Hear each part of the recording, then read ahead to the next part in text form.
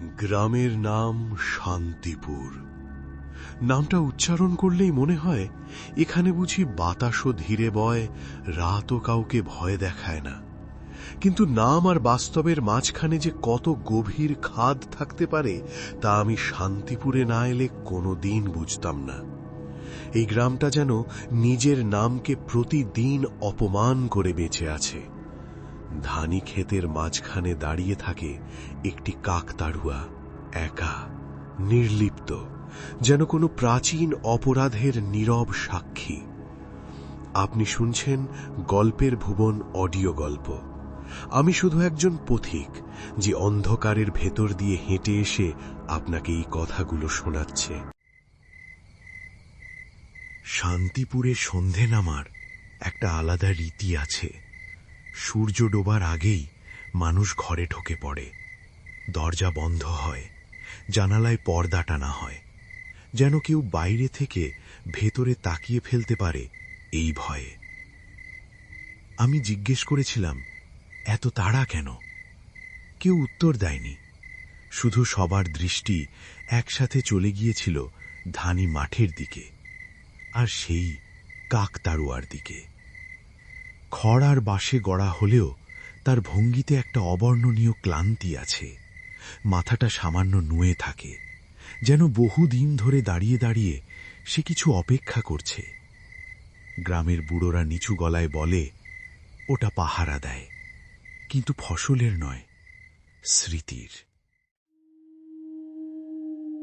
বহু বছর আগে এই মাঠের মালিক ছিল এক নিষ্ঠুর জমিদার। তার চোখে মানুষ ছিল না, ছিল শুধু অপরাধী। এক নিরীহ কৃষককে চুরির অপবাদে এই মাঠেই বেঁধে পিটিয়ে মেরেছিল সে। ধানের শীষ তখনও সবুজ ছিল, আকাশ তখনও নীল, কিন্তু মানুষের ভেতরের আকাশটা সেদিন চিরতরে কালো হয়ে গিয়েছিল। মরার আগে সেই কৃষক বলেছিল সে মরবে না, সে থেকে যাবে এই মাঠেই পাহারাদার হয়ে। কয়েকদিনের মধ্যেই মাঠের মাঝখানে দেখা যায় কাকতাড়ুয়াটা। কেউ বানায়নি, কেউ বসায়নি, যেন অন্ধকার নিজেই তাকে দাঁড় করিয়েছে।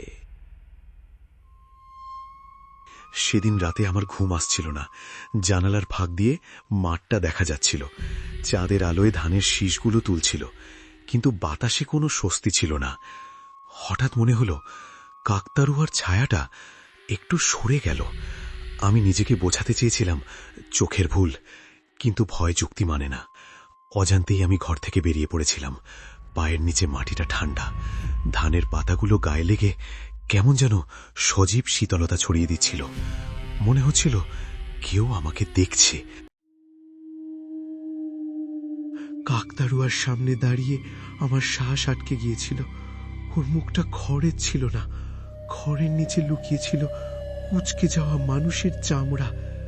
চোখের জায়গায় দুটো গভীর কোটর, অন্ধকারের ভেতর থেকেও সেগুলো আমাকে দেখছিল। ঠিক তখনই বাতাস থেমে গেল, ধানের শীষগুলো স্থির হয়ে গেল, চারপাশ নিস্তব্ধ। হঠাৎ অনুভব করলাম আমার পেছনে কেউ দাঁড়িয়ে আছে। ঠান্ডা শক্ত দুটো হাত আমার কাঁধে এসে চেপে বসল, আঙুলগুলো খড়ের মতো ধারালো। আমি চিৎকার করতে চেয়েছিলাম, গলা খুলে যায়নি। শরীরটা ধীরে ধীরে শক্ত হয়ে যাচ্ছিল। সকালবেলা গ্রামবাসীরা মাঠে নেমেছিল।